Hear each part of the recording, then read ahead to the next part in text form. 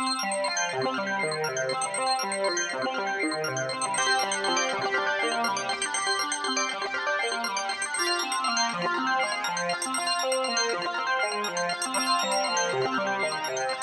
to a video from digitallife.com. In this video we're going to be looking at motion sequencing on the Modwave.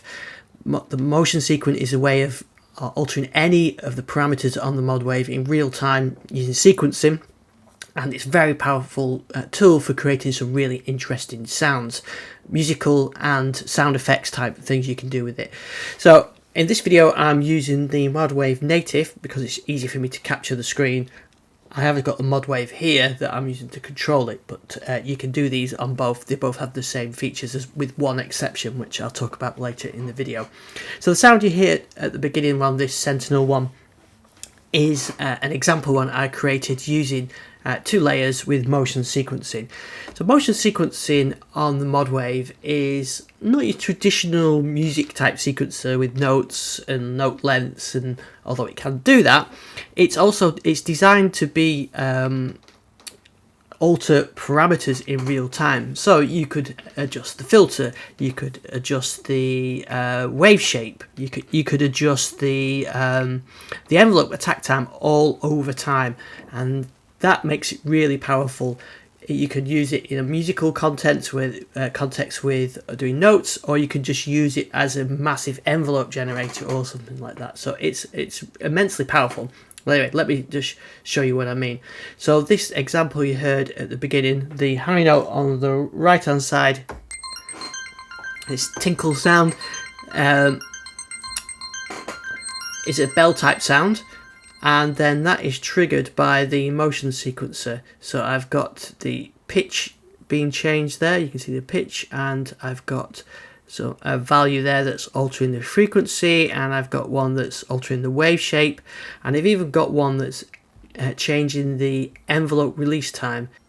So I go into the envelope here, and you can see that the motion sequencer is changing that release time on the envelope, or the decay time on the envelope. So you can use it to do tricks like that to create an interesting sounds. So it's very powerful. So I'm going to start from scratch anyway, so I can show you what it'll be, how this all works. Included all these demo sounds which I've used. There's a selection of them here. On the digitallife.com as a free download. You can download these samples, and I'll play a few of them later in the video. I've got the init performance, so straight sound. So let's go into the motion sequencer. So this is the sequencer page. There looks a lot in it, and it looks quite complicated, but actually when you break it down it's fairly simple. We've got a couple of options here at the top. This is for and of course you can save these things as well and reload them later, so we can have a look at that. But you've got some things like syncing notes, which syncs the notes playing back, which I'll show you, using master time, which I'll show you as well. This is the timing lane, so this is the timing of the notes, which we can adjust. Then we've got a lane for pitch, a lane for shape, which I'll come back to, and then we've got 4 sequence lanes, which is the modulation lanes. They don't have to be all tied together, they can run independently, or you can sync them up. There's some clever things in, like note advance, so that it will automatically advance each time a note's played. But let's just start something simple. We'll look at pitch first. So if I play a note now, with the sequence on, you can see it playing through those lanes as I play them. You can adjust how many of these notes, how long you want it to be. You can drag this over. So if I take it down to being 4 there, you can see those 4 notes play. The other ones I haven't adjusted, so they carry on, on their own lengths. If I use the master,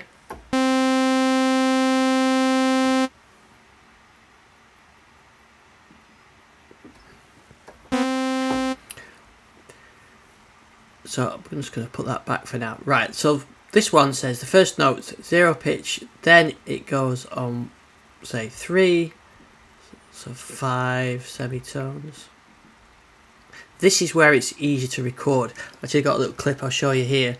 This is what it looks like when you're doing it directly on the Modwave. You can actually just press the notes, and the same for when you're using the lanes. You can actually just record your motion, which is a bit more intuitive way than doing it as I'm doing here, but this is better for me to record. Okay, so I've put 4 in there, you'll see. So that is triggered by me pressing a key. So it's not like a traditional like sequencer, music sequencer that goes through and just keeps repeating.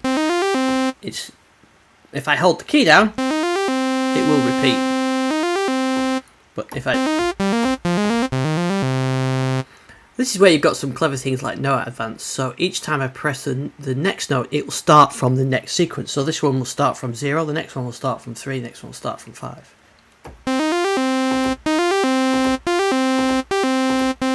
And so on. So you can see it's going through there, and then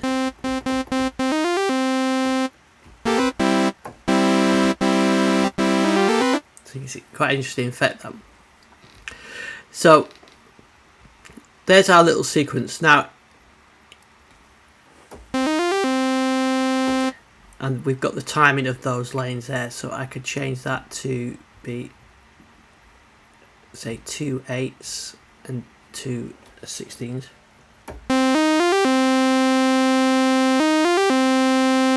Like that.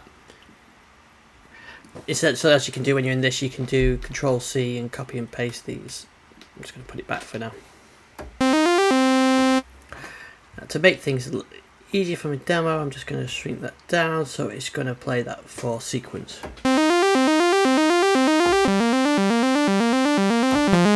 Now if I play 2 notes, play one then the other,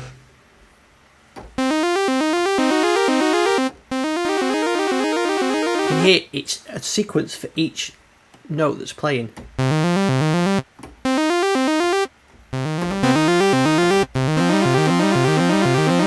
They're not synced together. This is where you can do the sync note. It always syncs them up. Unsync means without that enabled, they just play.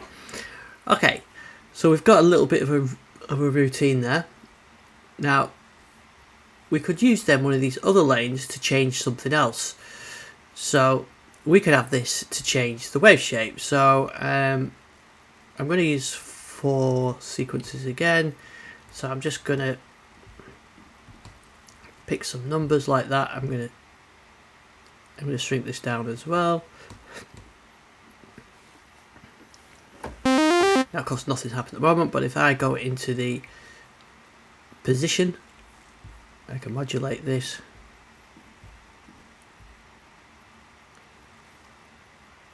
By lane B, I'll do the full amount. So you can see.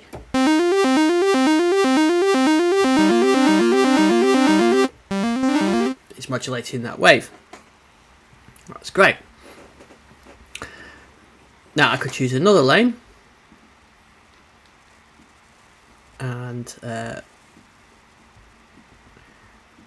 this time I'm going to make it a bit different. I'm more or less going up and down here, but I'm going to let the length run for its full length to give it a bit of an interest. And I'm going to turn the filter off, and then I'm going to affect the filter by lane B to full amount.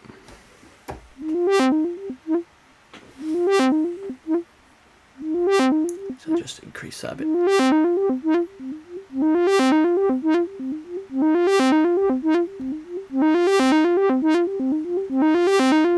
So you can see that sequence is run all the way along and doing that. Now one of the options we've got, you can hear it's nice and smooth, is because we're in linear transition, but we could go off, and that's just going to those steps rather than smoothing it out. But you have also got exponential, logarithmic and individual.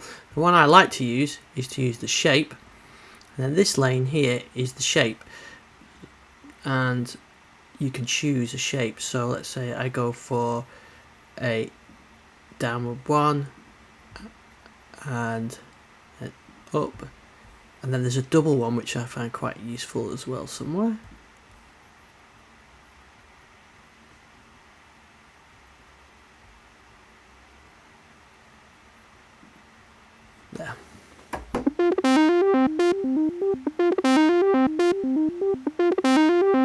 hear that double there. In fact, if I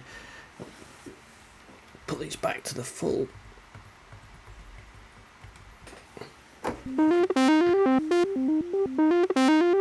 it gives you that nice randomness, but it's double triggering because that's the effect it's having on the LFO. You can see it there, or on the cutoff.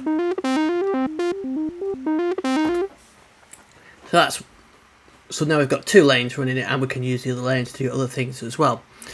Where it could be slightly more interesting, I'm going to take this modulation off. So back. Okay, I'm going to use the filter envelope, apply a filter envelope to it. Now if we go to the filter envelope, I'm going to make it a percussive short one. Right, I've changed that attack to it on the filter envelope and applied that, so you can hear now you're getting that the attack, and then because I've got the cutoff slightly, I've got it right there at 43. You can just about hear the subsequent notes, so it's only playing that initial one. So what you can do is you go to a trigger source here on the envelope, and I can choose a trigger source. So you can choose any of the lanes, or there is a step pulse which is derived from the timing lane. So if I do that, it's now triggering the envelope from each of those step pulses. So that is more like your traditional sequencer. So there we go. That's now triggering the envelope. Now one trick which I did do earlier, which I mentioned, was that decay time. I quite like changing that decay time on a just to give it a bit of variance. So I'm going to use lane C. I think we'll use lane B. I think was the one we used for the yeah, lane B. One we use cutoff. I'm not going to use it for cutoff, so we'll use it for that. So let's see what that does. Right, so I need to.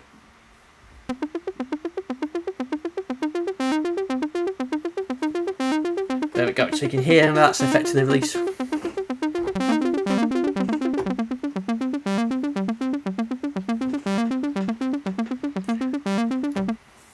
The other thing I could do is I could actually make it based on one of the lanes. So I think lane A, let's have a look at lane A. It's got to go below the amount's got to go above 50 to trigger it. Have we got some 50? Yeah, they've got 2. So it's being triggered twice there by that lane A. If I change it to lane B, we should have a few triggers in there. Let's see what that sounds like.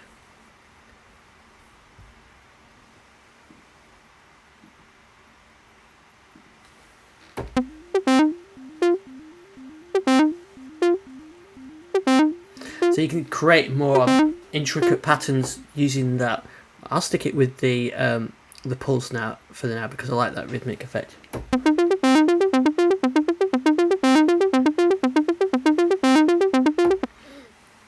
Okay, so now we've got pitch, we've got changing the wave shape, we're changing the envelope, and like I said, we could do the filter, but we could also do, say, a sync effect, and we could modify that by lane C. So we could also retrigger oscillator envelopes, you know, the LFOs, we can retrigger LFOs, all that kind of thing.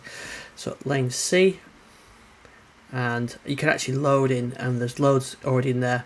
There's loads in there already. I tend to just create my own what I need for this sequence, but you can load one in.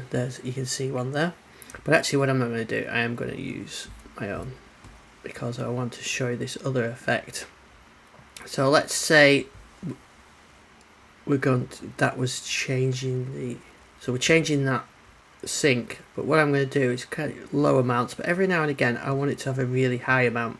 So if we do that now, and I'm just going to bring that back to there. So you can hear that extra one kicking in there. I'm actually going to make it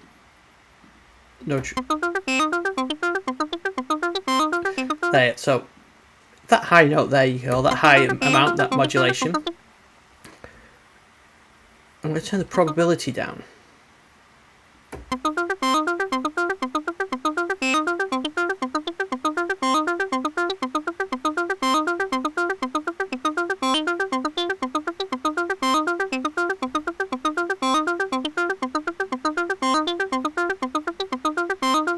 So I've turned that probability down, so now you can hear it's not doing it all the time.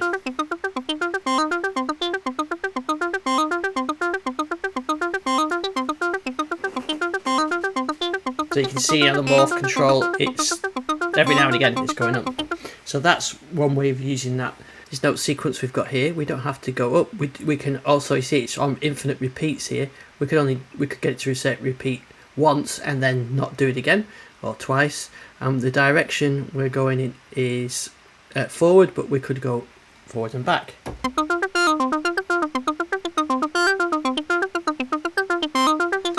So it's a bit like having a longer pattern, so you're going one way and then back the other way. So you could actually have, see, we're using 16 steps on it. You can have 64 steps and then you can go both ways, so it's like 128 steps. So you can imagine how much sequencing you can get done with that.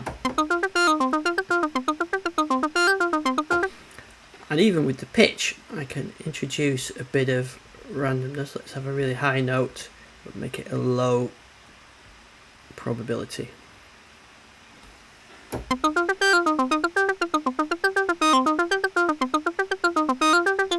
Now, even with the shape, we could use that on pitch as well.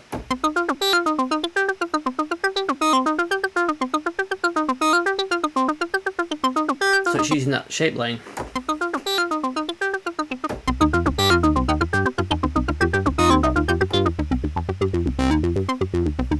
Sounding quite good. And I'm also just going to throw in a bit of resonance. Now, we've not used the arpeggiator or anything else yet. And what I'm going to do now, just to finish this off, I'm going to get a bit of Unison mode.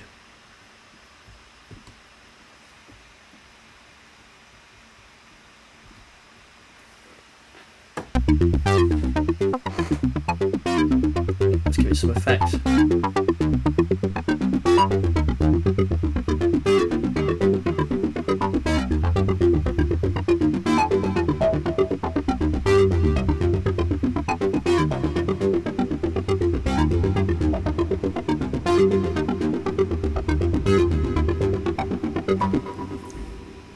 Right, so here's the finished sound.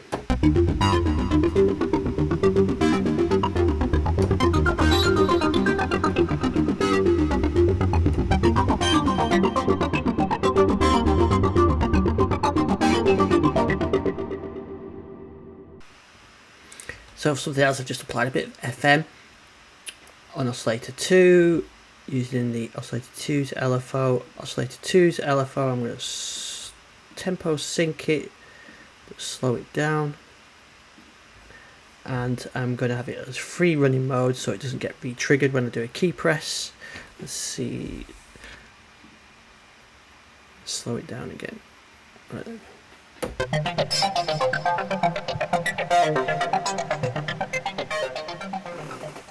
So that's using it for that rhythmic type effect, but you don't have to use it for that. You can use it for creating sort of more evolving sounds.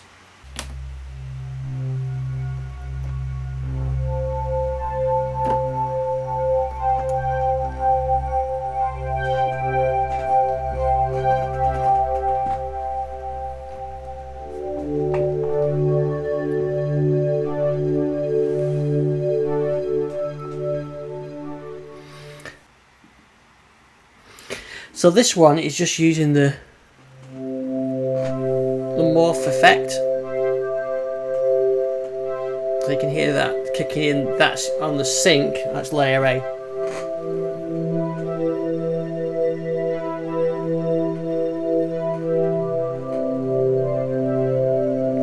So you could also use it for that kind of effect as well. Here's one with a bit of using samples of two different vocal sounds.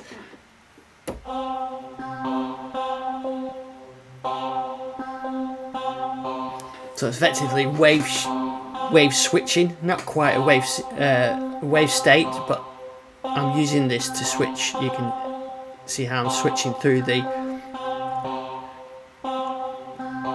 oscillators using the volume control to create that kind of pattern. So here's one a bit different. This is kind of that. So this is pitch going up and the notes getting subsequently faster. So it starts off with the slower, the longer beat, and then it goes all the way up. So that's a good example of where you're changing the timing lane to get interesting effects, and I'm triggering the envelopes using these as well. So this one,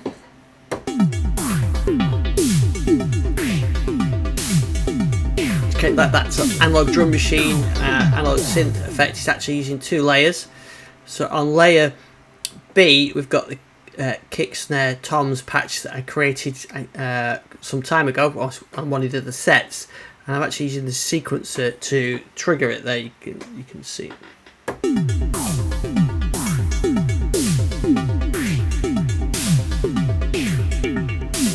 So I'm controlling the noise through lane B, and then that synth is controlled by this one.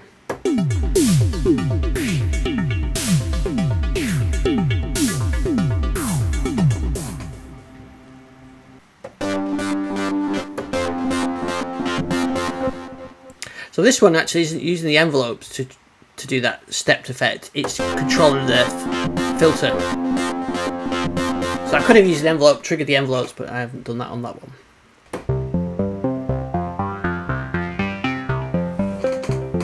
So here's another one that's similar to one we started with. You can hear the pitch going through on there, and then the filter being controlled by that.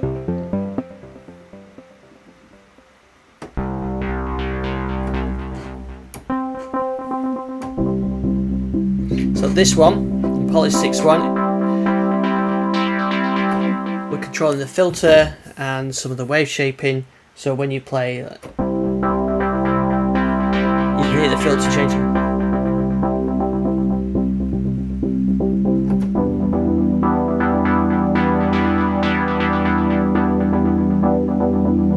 So you just play the chords. Because I've got it synced up, that's what you get that rhythmic effect.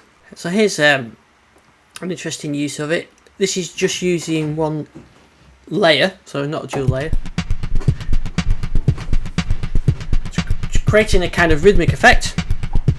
I suppose like a drum machine, a TR drum machine, and I'm using that sample of the snare and a kick sample, and I'm using the oscillator levels basically to control that effect.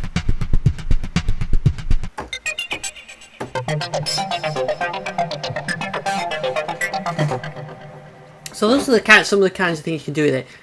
Anything you see on the synth section, you can use to modulate it. Not on the effects, you can't, but you could change the Unison detune mode. You could change anything like that. You can change the resonance, key tracking, anything. All these levels, sub-oscillator levels. The sub-oscillator pitch, by the way, is controlled also by the pitch lane. So if I introduce a sub-oscillator, you will hear that affected by the pitch lane as well.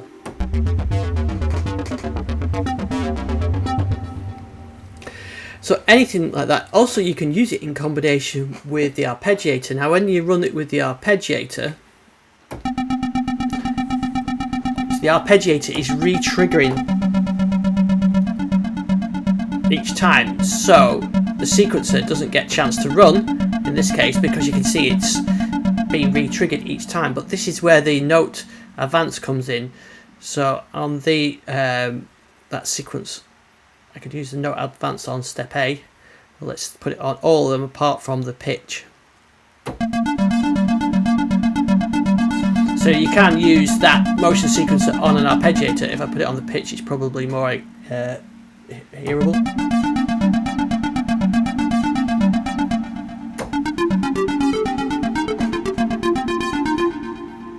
So you can use that with an arpeggiator as well, so you can actually create some interesting combinations using the note advance and the arpeggiator as well.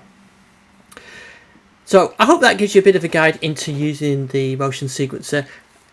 There is a lot you can do with it. You can combine it with the motion controls, you can combine it with the chaos pad, loads of other stuff as well. I've just really scratched the surface. You can see we're going to use envelopes, we can re-trigger LFOs, we can alter the LFO speed using it, so we can all that kind of stuff. The combinations are endless really. So have a go yourself, let me know how you get on. You can go to thedigitalifestyle.com to our music tech downloads and you'll see these sounds on here, along with hundreds of others, including some FM sounds which are created for a recent tutorial, GX3P, M1, MS2000, there's some PPG sounds, there's some MS20 sounds, all sorts. So please keep the feedback coming in. You can leave a comment below, subscribe and all that, and I'll see you on the next video.